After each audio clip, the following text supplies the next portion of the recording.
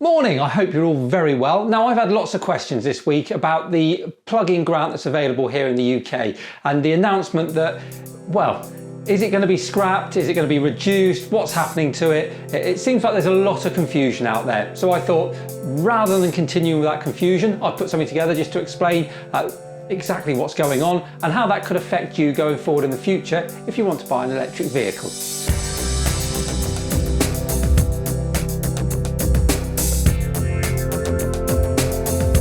Before we get going, if you're watching in a different country, somewhere else around the world, then this very much is UK-centric today. It's talking about a grant that's available to the people that live here in the UK. I had a look to see if I could incorporate some other grants from around the world and see how they compare. But my word, that opened a can of worms. There's so many grants available in so many different countries, in so many different states within those countries that I'd be here all day talking, and nobody wants that. So I am going to focus wholly on the UK today. So a bit of a disclaimer in case you're watching, hoping that you might find out a little something about whatever country you're watching from.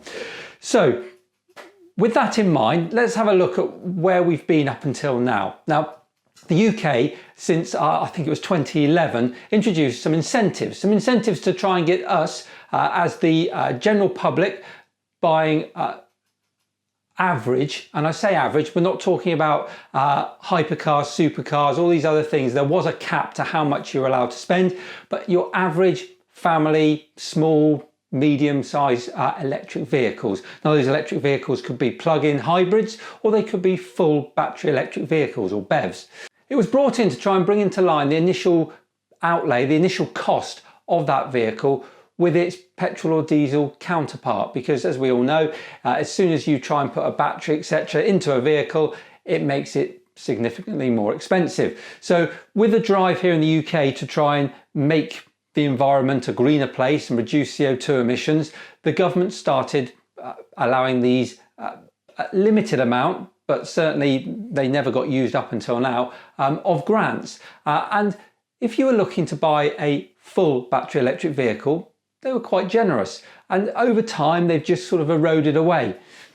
But this announcement has given us a huge step forward, if you want to call it a step forward.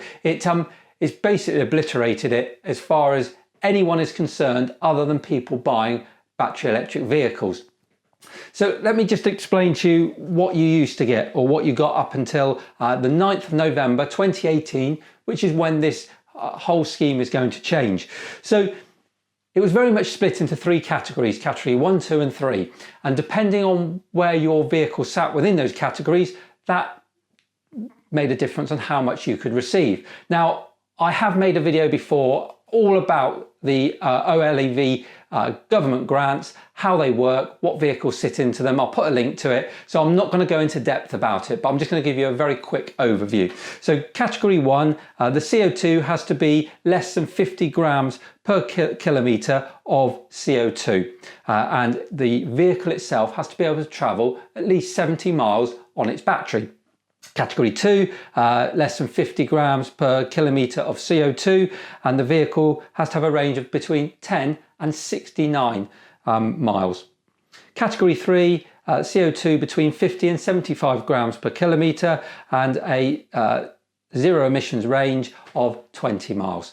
So they're the three categories, and pretty much, well, all full battery electric vehicles would sit in category 1. So your Nissan Leaf, your i3, including, interestingly enough, the Rex version of the i3, which is the only hybrid type vehicle that ever sat in there.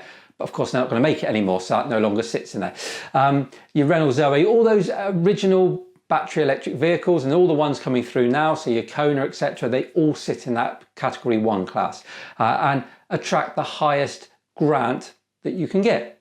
Category 2 was very much the longer range PHEV, plug-in hybrid electric vehicles. So the Mitsubishi Outlander, probably one of the best selling plug-in electric hybrid vehicles. It sat in there and it attracted its grant, and it's sold in its tens of thousands. So simply speaking, the top category, category 1, covers all our battery electric vehicles. That currently sits at £4,500, the grant that you will receive. That is now going to be reduced by £1,000 to £3,500. So it is still available, and that will be available from the 9th of November 2018 onwards. Up until that point, you can still get the full £4,500. However, there is a limit on it, and they set a limit every year to the amount of grants that are available.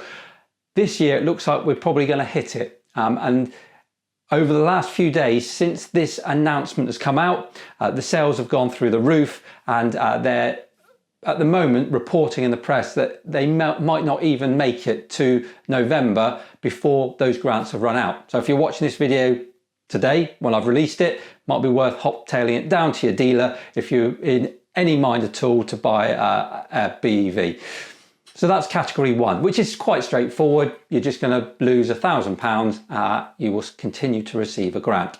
Category 2 and 3 at the moment receive £2,500. That is going to be scrapped completely. So effectively category 2 and 3 will not exist anymore. So all those plug-in hybrid electric vehicles that we've seen, they are going to lose that grant completely. It's not to say that a plug-in hybrid electric vehicle cannot receive the full category 1 grant. They just have to sit within those parameters, the is it 50 grams per kilometre of CO2, and have the range that they need to do. So companies could manufacture a car that will do that. But in my opinion, I don't think they're going to. I think we would have seen the technology push on within those PHEVs a lot quicker had there been a desire there to do it. And the reason I don't think there's a desire to do it is because we're seeing the falling price of batteries and the increased range of BEVs. So why would anyone want to buy a PHEV when you can buy a BEV that will do 300-400 miles no problem at all? And that is very quickly going to become the norm. So there's no point in putting a 10-year investment in place for a PHEV. It just doesn't make any sense. They very much were a stopgap, and they suited people perfectly. And a lot of people that were either a little bit nervous about making the switch, or it just seemed like a good idea, they went for those vehicles, and they'll still be there. I think now we will see the demise of them a little bit more, certainly here in the UK. What do I think about going forward then, about the reduction of the grant? Well, I don't think we're under any illusions. We all knew that things like this grant and things like not having to pay anything on your road fund licence, they're all going to come to an end eventually. Of course they are. The government need to incentivise people to move over to cleaner, greener vehicles. But I think it might be a little bit early. I do. I think we're very close to the point where we hit that tipping point, and that's what it was all about. It was about ironing out that tipping point of the additional cost it takes to buy a BEV compared to its petrol or diesel equivalent, and to try and narrow that gap. Well, that gap is definitely narrowing, and we're seeing that now again with the Hyundai Kona. It very much, it is still more expensive than its petrol or diesel equivalent, but the gap is closing as the range is extending. So, if you were to put in a 24 kilowatt hour battery like the original Nissan Leaf in one of those Konas, I would imagine you'd then be saying, do you know what, the price is exactly the same as its diesel equivalent. It's just that we're pushing the technology, we're pushing the battery sizes, so it keeps those prices high. Well, there will come a point where those battery sizes actually don't need to get any bigger, because who needs more than, I don't know, say for example, 400 miles to a charge? If you can charge at home every day, very few people will if you can then rapid charge on. So there will come a point where you don't need the batteries to get any bigger, you just need them to charge quicker. So when we get to that point, obviously the grant doesn't count anymore, and we are heading towards it very quickly now. So in my mind, we're maybe a little premature, but not by a lot, and the grant is still available there. We've also seen Volkswagen say that when they start to release their full electric vehicles, they're going to price them so that they match their petrol or diesel equivalent. So manufacturers are coming out and making very bold statements like that. We know we're only a few years away now from that tipping point, that balance point being achieved. So with that in mind, actually it's not the end of the world. What I do get a little bit upset about is the fact that our government are continually banging on about how they want to be world leaders in new technology, and very much electric vehicles at the forefront of that, and the technology that wraps them up, autonomous driving, etc. Well, in order for there to be the funding and the finance for that technology to grow, then people need to buy the vehicles. And if people aren't incentivized to buy the vehicles short term, they're not going to buy them.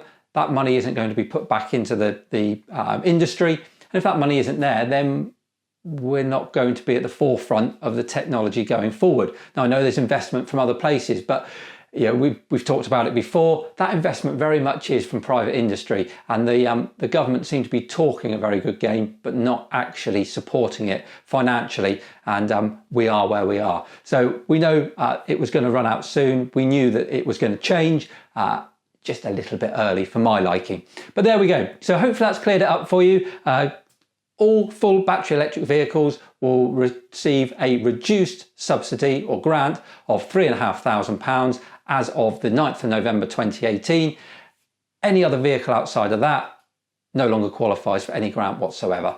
So that's where we are. Hopefully that's been a little bit of information for you that maybe you were struggling to find out before. If it's been useful, please remember to like and share the video. And if you're not doing so already, subscribe to the channel. And don't forget you can find me on Instagram and Twitter at EVOpinion. It'd be good to have a conversation over on one of those mediums. But for now, thanks ever so much for watching.